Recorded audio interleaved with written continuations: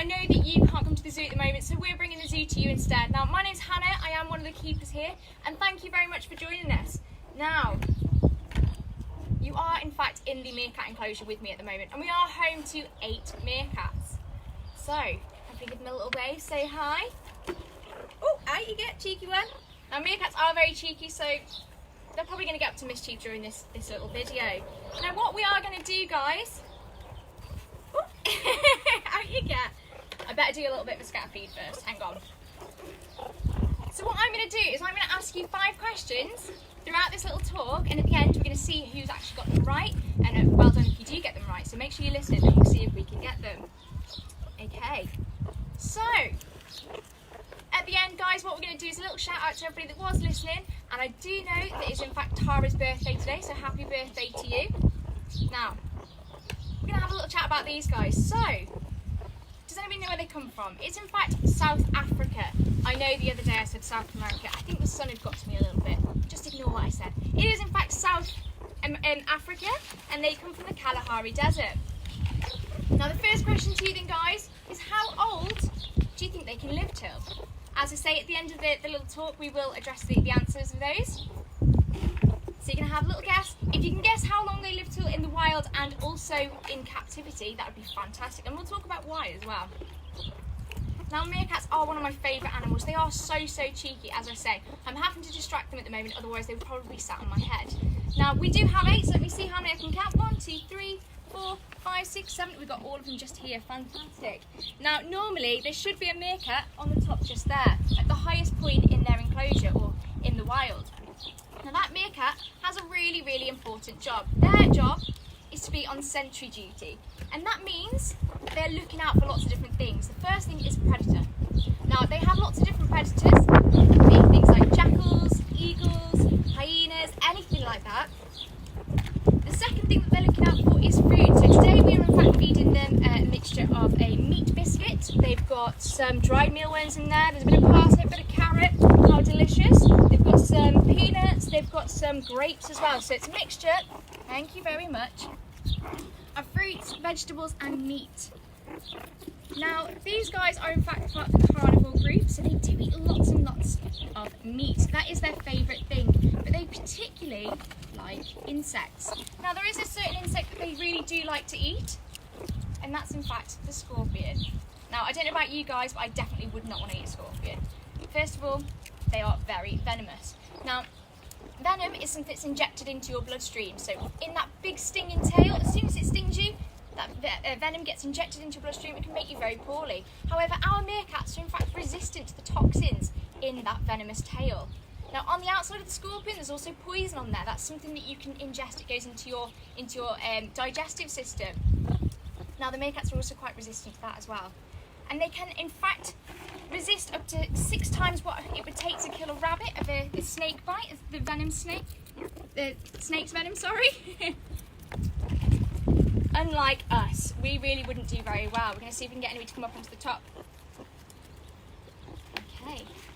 So I am scattering this food out, and the reason for that is to stop them from squabbling. And it also encourages their natural behaviour as well. So these guys are foragers. What they would do in the morning, wake up, have a little sunbathe. Now, if you look at their tummies, they've got dark fur on their tummy, and it's a lot shorter as well. And they sit with those tummies up towards the sun, have a little sunbathe, probably like your mums and dads do when they're on holiday or in sun like this, warm themselves up, and then they're ready for the day. And then they spend most of the day foraging and eating. And if they're not foraging, they're not on sentry duty, then they are digging. And now, if you can see, their claws are really long at the front. So at the back, they're quite short, but at the front, they're very long. And they are used for climbing, for catching prey, but mainly for digging. Now, meerkats live in these burrows, and they can be hundreds of meters long, and they're all interconnecting. And they have different chambers as well, so it's quite like badgers as well, really. They have a toilet area, just like we do at home. They have a little sleeping quarter as well. Excuse me. Now, they're really important. It's not only somewhere that they go to hide away from predators, but it's also somewhere that they can get away from the sun. Now, if you imagine where they come from in South Africa, it is super duper hot. Now, it might be sunny today, but it's not really that warm. Now, what our meerkats like to do is they like to get out of the sun during the midday heat. And what they would do is they've already dug those tunnels, they go and hide under there because it's where it's nice and shady. But somebody always needs to stay on lookout. You've got something stuck to your face. It's a bit of hay by the looks of it. Okay. This should keep you going for a while. Now, as we said then, these burrows keep them nice and cool during the day, but in the evening, they actually act quite warm underneath the ground. So during the day, the sand absorbs all the heat from the sun, gets it nice and toasty and warm, and it's like having your heating on ready for you when you get back from school, or not at the moment. But it's like having your heating on underground. Now, if you guys can see, a perfect little example here, these dark black circles around their eyes. Now, I promise they're not just tired, for all those adults that are wondering about those dark circles. Not what that is. They're in fact sunglasses. So just like here we go. Can you see? Just there. Thank you very much. And you can also see those claws just there as well. So these dark circles, they act as sunglasses. Now, as we said, in Africa where they come from, it's super duper sunny, and they need to be able to see really clearly. Now, particularly that one that's supposed to be on sentry duty up at the top there, they need to be looking out across the sand. Now, if you've ever been to the beach or played in a sandpit before on a really sunny day, you know that not only is it really sunny in the sky, but the sand reflects the sun as well, and it gets really, really bright in your eyes. I'm squinting just now, okay? I could do with some sunglasses myself. Now, these guys really rely on their eyesight, and they also have something called a nictitating membrane. And that's basically a white eyelid that acts like a windscreen wiper and comes across their eyelid and wipes off all of the dirt and the sand that might have got in their eyes from the wind. Which I think is pretty cool. It saves them rubbing their eyes like we have to. Hello, you. Now, you can probably also see these dark patches on the side of their face, okay? Now, there's their ears. I think they've got very cute little ears.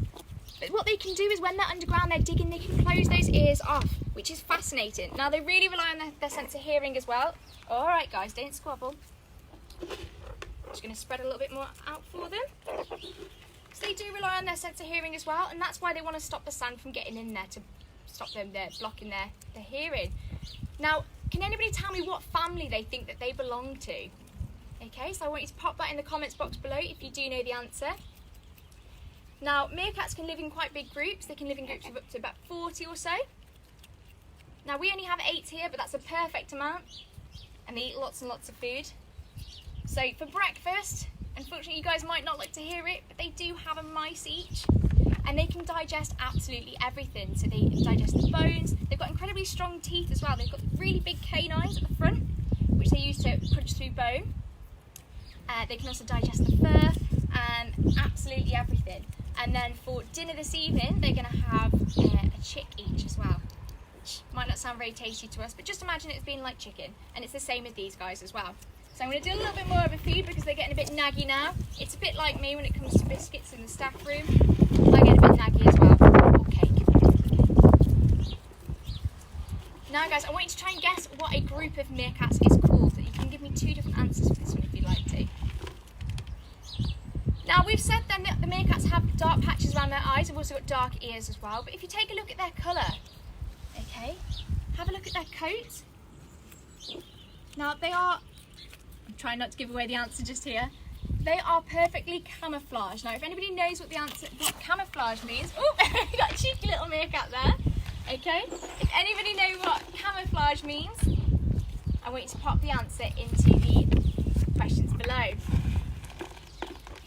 Into the comments box below, sorry. Now, the last question that I'm going to ask you guys then is, who do you think is in charge? Do you think it's the boys or the girls? This is normally a bit of a tricky question, this one. So who do you think's in charge, the boys or the girls? Okay.